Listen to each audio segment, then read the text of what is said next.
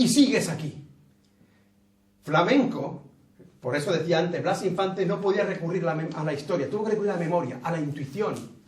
Él habla muchísimo de Henry Bergson. Henry Bergson es un pensador, premio Nobel, que utilizó la intuición y que defendió la intuición como mecanismo del saber. Hoy los modernos neurólogos ya hablan de que la intuición está siempre previa a la razón. Y cuando la decisión la hemos tomado es porque antes la hemos intuido. Y que lo que hacemos con la razón es justificar lo que ya habíamos intuido antes. Blas Infante utiliza la intuición y dice, flamenco no puede provenir de Holanda. Flamenco viene, en árabe hay 2 grados de expulsión. La primera palabra es fela. Fela significa campesino. Es muy curioso, y me encanta contarlo, que en Al-Ándalus ya nos comíamos las vocales. En el norte de África, de influencia andalusí, las vocales no se pronuncian. No sé si sabéis que en árabe las vocales no se escriben solamente las consonantes. Y además que en árabe no están todas las vocales. Pues bien, fela se dice fla. Fla. En árabe hay 2 grados de expropiación. Escuchad bien. A lo mejor esta charla solamente merece la pena si recordáis lo que voy a decir ahora. Y cuando pase el tiempo, bueno, yo escuché a una persona que me contó esto. En árabe hay 2 grados de expropiación. Cuando te quitan lo material, cuando te quitan lo que tienes, eres un mindún. De ahí viene la palabra mindundi.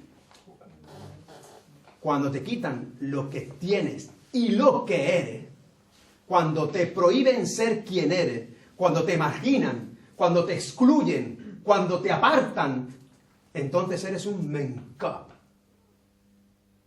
Yo tengo un alumno marroquí a la que le pregunté, ¿qué es un menkab? Y me dijo, un menkab es, tú imagínate que estás en el campo y los trabajadores te piden agua. Y en el fondo hay una persona que está desarrapada, tirada, marginada, excluida. Y es la que más se tiene. Se acerca para pedirte agua y tú no le das. Ese es un menkab. Flamenco es flamenco. Flamenco inicialmente no era el cante, era la persona. Blas Infante con esa intuición mágica dijo Mengú. No se equivocó. Él trasladó el sonido. Igual que Córdoba primero fue Córdoba, Curtuba. Mengú, Menkub. La palabra es Menkub.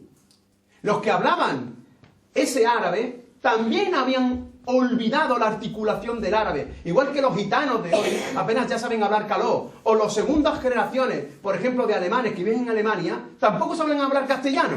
Pero conocen palabras del castellano, ¿a que sí?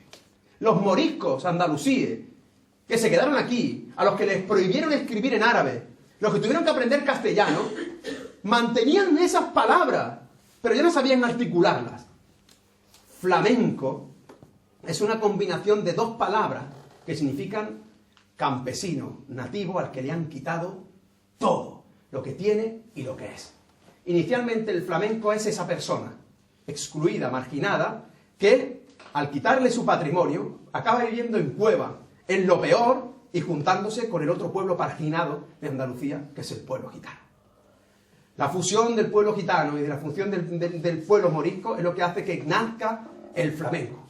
Las huellas moriscas del flamenco son descomunales, enormes. Fijaros que acabo de decir que se saluda a un flamenco diciendo la paz de Dios hermano, que es salam aleikum. Pero es que cuando uno canta, la respuesta a lo sublime es ele. No hay nada más hispano que olé. Olé es el nombre de Dios, es Allah. En Al-Ándalus, nosotros, los andalusíes, la A la sustituíamos por la E. Eso se llama imela. No lo olviden, la imela es sustituir la A por la E. Estando en Chauen, escuché a un recitador de Corán. Había un aforo, habría unas 100 personas. Y el recitador de Corán empezó a recitar allí y estaba cantando. Pero uno del público, andalusí de Chauen, dijo, Allah. A mí se me puso el vello como escarpia. Porque nosotros no decimos, ala. Eso lo dicen en el norte, que dicen, ala pues. O ala maño. Nosotros decimos, ele. Es decir, lo pronunciamos con imela. Cuando un musulmán se autoproclama musulmán, dice la sahada. La sahada es no hay Dios sino Dios. La ilaha illallah. ¿Por qué no lo dicen con la E? le. Cuando empiezan por ejemplo, una siguirilla, una soleá, especialmente esos dos palos, y eso sabe mucho Manuel Herrera, le. Eso están diciendo, no hay Dios sino Dios, están rezando. Están rezando pero no lo saben. Palabras crípticas, ahí hay barbaridades, enormes, muchísimas. La farruca viene de Faruk, que es el que distingue la verdad de la mentira. Fatiga. La fatija es la primera oración del Corán, la que más se repite. Es la que más se repite, es la plegaria más repetida, la fatija. La fatija. Fatija no es símbolo de náusea en el cante flamenco, es símbolo de repetición. Dice Camarón, fatiga las mías, limones de noche, limones de día. ¿Cuántas veces aparece en el flamenco la palabra limón? Limón, verde, limón, a la verde oliva, a la verde limón, a la verde oliva, así de veces. ¿Por qué? El verde olivar. Que me estoy extendiendo mucho, pero iba a contar otra cosa. Ya me voy otra vez. Ya me voy. Me tenéis que parar, ¿eh? Ya se voy a parar, ¿no? Porque ¿sigo? Oye, que sí, de verdad, que yo, a mí es que me da mucho apuro, pero es que creo que deberíais saberlo, ¿no? Por eso yo creo que deberíamos saberlo, ¿no? Mira, los palos son, repito que hay una barbaridad. Y no solamente en el cómo se canta, sino también especialmente en el que se canta. A mí me llama mucho la atención, es algo que tengo que investigar. Reconozco que ahora mismo no lo sé. Pero me llama mucho la atención los parecidos entre fandango, sandinga, tango, milonga. Es decir, vuelven a hacer los sonidos, ese mencop, mengú, que significa excluido, es decir, marginado. Son cantes de marginación. La sandinga, por ejemplo, es un baile que se hace en la zona del Levante, que es donde más huellas moriscas hay, con mucha diferencia, cuando muere un niño pequeño. ¿Por qué cuando muere un niño pequeño hay un baile de alegría? ¿Por qué? Porque están bailando porque aún no han sido bautizados. Te repito que no saben lo que hacen, ni saben por qué, pero lo hacen. Y se llama sandinga. De hecho, la palabra, por ejemplo, fulano, mengano, vuelve a repetir los mismos sonidos. Un fulano es un felán, es un campesino. Y un mengano vuelve a ser un don nadie. Es decir, la palabra don nadie es un fulano, un mengano, un flamenco. Inicialmente el flamenco, repito, es el don nadie. De todas las expresiones flamencas, porque no me quiero extender mucho, pero quiero compartirlas con vosotros, a mí la que creo que es más directa al alma y la que más nos retrata como pueblo es la seguirilla. Seguirilla es una palabra que no viene del castellano, no es seguidilla. Por mucho que se empeñen los flamencólogos que se niegan en admitir la evidencia, que es el admitir el sentido común. Para los flamencólogos el flamenco aparece por generación espontánea en el siglo XVIII. Y todo lo anterior, si no lo ha cantado alguien o en un disco de pizarra, es mentira. Aunque esté cargadísimo de sentido común, como por ejemplo la palabra seguirilla. No es una seguirilla porque ni le corresponde la métrica ni le corresponde la rima. En árabe hay una palabra que significa literalmente siquiría. Lo voy a repetir. Siquiría. Siquiría es borrachera, embriaguez. No crean, a primera vista podría pensarse que la seguirilla es el cante de los borrachos. Antes he dicho que en la boca de los niños habita la verdad. A los niños no se les podía matar. Y ellos son los que cantaban el Matarile, o cantaban el Señor Don Gato, que también es una canción críptica. A que han escuchado los niños y los borrachos siempre dicen la verdad. No es borrachera, o no necesariamente borrachera. Yo no sé si saben ustedes lo que es un sufi. Un sufi es un místico musulmán. La tradición mística musulmana, es decir, el conseguir trascender, llegar a otro estadio, el éxtasis de los místicos cristianos, por ejemplo, Santa Teresa o San Juan de la Cruz, bebe de los sufis andalusíes. Pues bien, para el sufismo andalusí había dos formas de trascender, de llegar a la unidad, de conectarse directamente con Dios. Uno es la que se llama el sufismo de la conciencia, y el otro era el sufismo de la embriaguez. ¿Y cómo se llegaba a ese estadio? Cantando y repitiendo, haciendo lo que se denomina un tikra. ¿Dónde se cantaba? En las tabernas. Ahí hay pruebas de Altustari, Abu Madián. Es decir, en la tradición andaluza popular, los sufis trascendían, llegaban a la unidad cantando. yo veo y he visto a muchos flamencos, y quienes sean aficionados van a convenir conmigo, cómo el cantador, por supuesto, cierra los ojos, cómo trasciende, siempre trasciende, pero ¿cuántas veces no hace este gesto? Sin saber por qué. O sin saber por qué. Esto es un duja. Directamente se llama así, duja, es una petición. Y esto es la señal de la unidad, que es lo que hacen, por ejemplo, los derviches en Turquía. Las claves que encierra el flamenco están todavía por descubrir. Muchísimas. Pero creo que todos vamos a estar de acuerdo en que todas estas claves han sido enterradas, amputadas, eliminadas de la historiografía, de la flamencología, de la historia, hasta de los libros de texto en el 2014. Pero hubo un momento, a finales de la década de los 70, en el que este pueblo tuvo que echar mano a raíces identitarias para decir que era distinto al resto. Eso ocurrió a finales de la década de los 70. El enemigo era muy sencillo, era Madrid y la dictadura. Nosotros éramos pobres, muertos de hambre. Nuestro enemigo, nuestra hambre, provenía de Madrid. Luego pedíamos la bandera de Andalucía. Y nuestro enemigo era la dictadura y pedíamos la libertad. Eran matemáticas emocionales.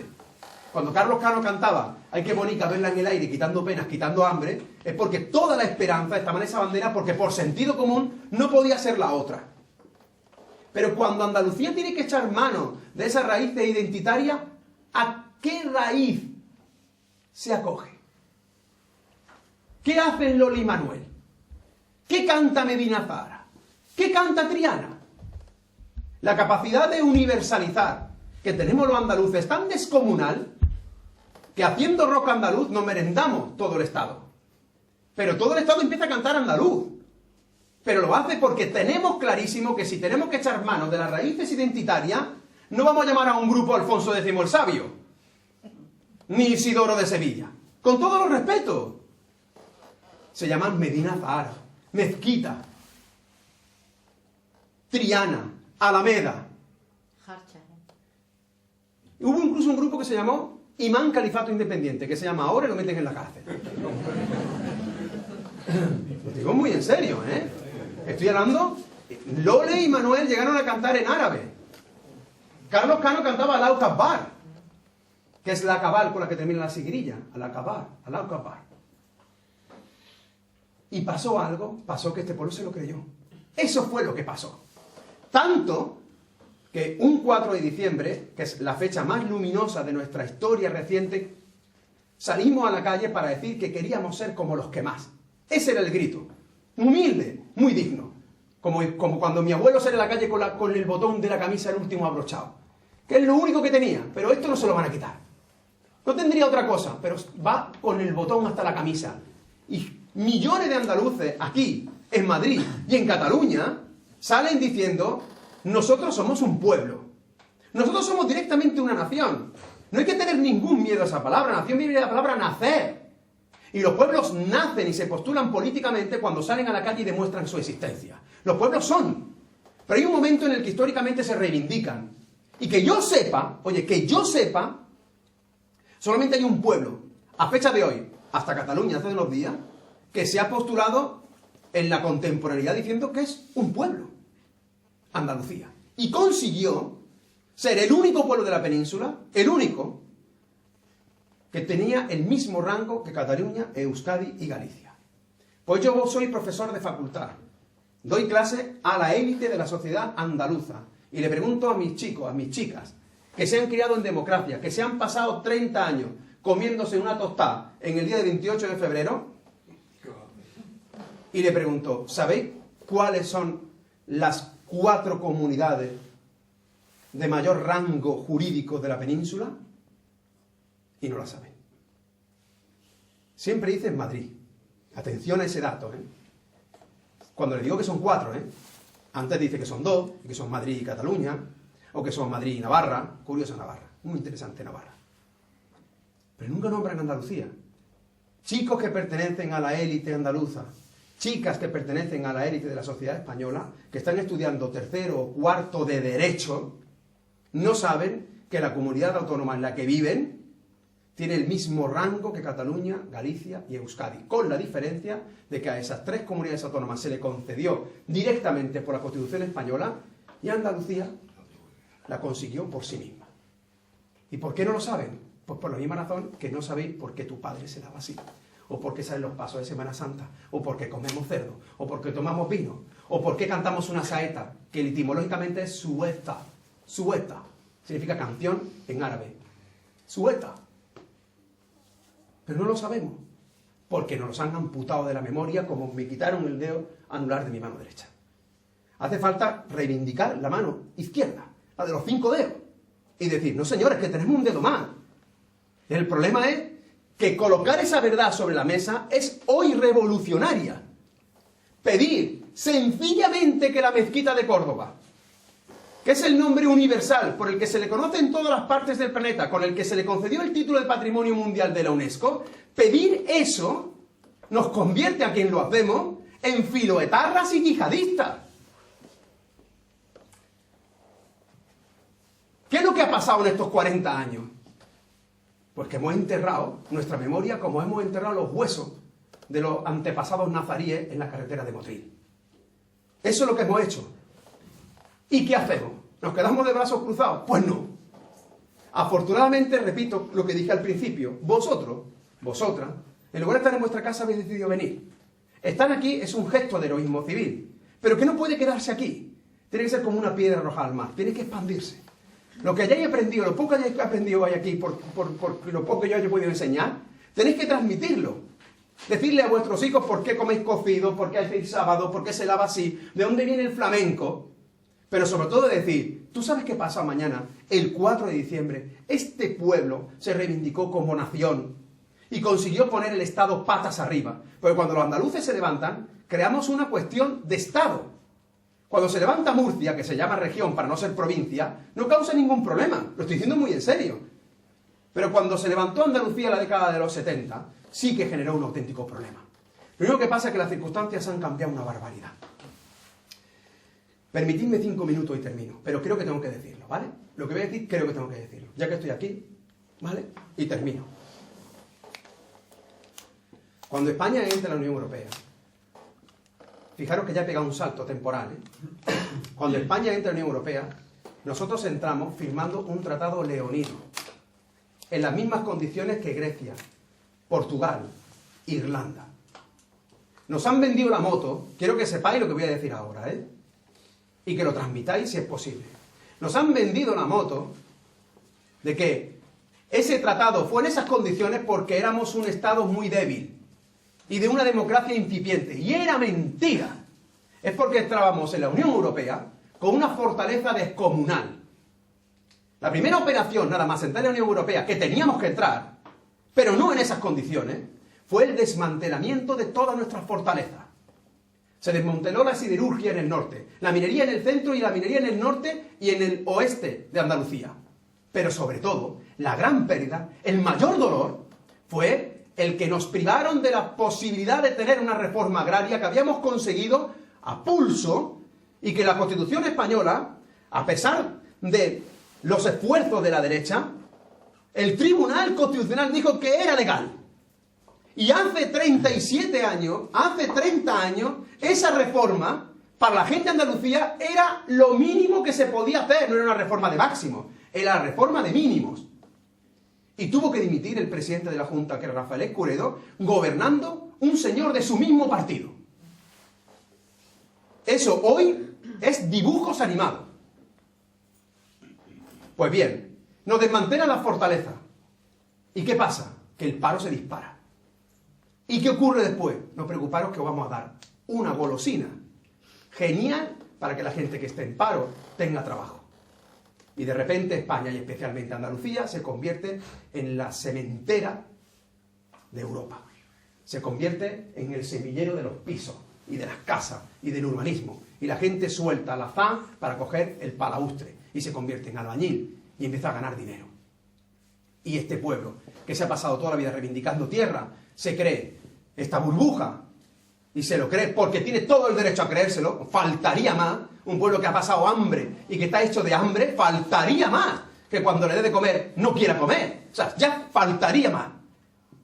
Entra la Unión Europea, nos desmantelan las fortalezas. Uno, nos recolocan con un negocio especulativo y cuando se quiebra, no hay nada. Nada.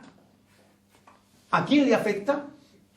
¿A Alemania? No. ¿A Francia? No. ¿A Dinamarca? No. ¿A quién le afecta?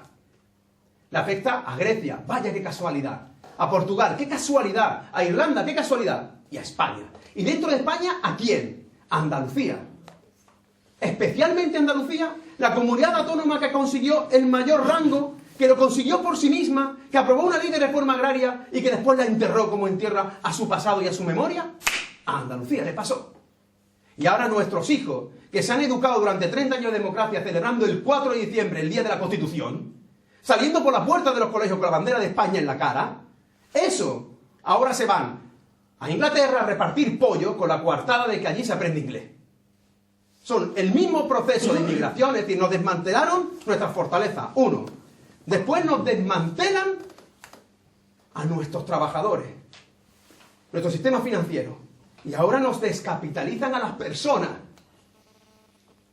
Y estamos en las mismas circunstancias que en 1977. La única diferencia es que ya no hay grupos que se llamen Medina Zara, Triana, la gente no va a ver teatro de Salvador Tábora, es decir, la cultura no está imbuida de esto, sino de justamente lo contrario. Y probablemente con mucha razón. Por eso os he pedido 5 minutos para deciros que pese a todo, yo solo tengo esperanza.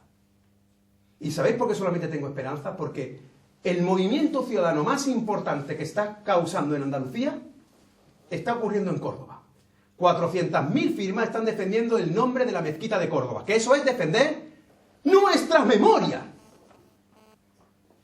A raíz de ese movimiento se han levantado vecinos que piden las plazas que le han quitado la Iglesia Católica, utilizando normas que son franquistas. ¿Y eso está ocurriendo dónde? ¿En Galicia? No. ¿En Murcia? No. ¿En León? No. ¿En Soria? No. ¿Dónde? En Córdoba. ¿Eso dónde está pasando? En Andalucía. ¿Que a lo mejor no nos damos cuenta? Bueno, es que muchas veces no nos damos cuenta de la historia que está pasando delante de nuestras narices. Mi padre, el pobre, se dio cuenta de todo lo que vivió en la década de los 60 cuando tenía 70 años. Y cuando se dio cuenta, yo recuerdo a mi padre un día delante mía llorar como un chiquillo porque se acababa de dar cuenta de lo que había vivido. Y muchas veces la historia pasa delante de tus narices y no los ves. Pero la historia está pasando ahora delante de nuestras narices. Y hay que estar a la altura de la historia. Hace 30 años este pueblo estuvo a la altura de la historia. Y yo estoy convencido que este pueblo, que ha sido pisoteado históricamente desde todas las épocas que he contado al principio de la charla hasta ahora, se va a volver a levantar. Pero para eso hace falta que las minorías se muevan, que se generen ondas. Antonio Mairena, cuando cantaba, explicaba los palos. Y entonces Ricardo Molina le decía, pero don Antonio, ¿por qué explica usted los palos si hay una minoría? Y decía, porque una minoría, más una minoría, más una minoría, forman una inmensa minoría. Seamos una inmensa minoría y defendamos nuestro nombre y nuestra memoria. Muchas gracias.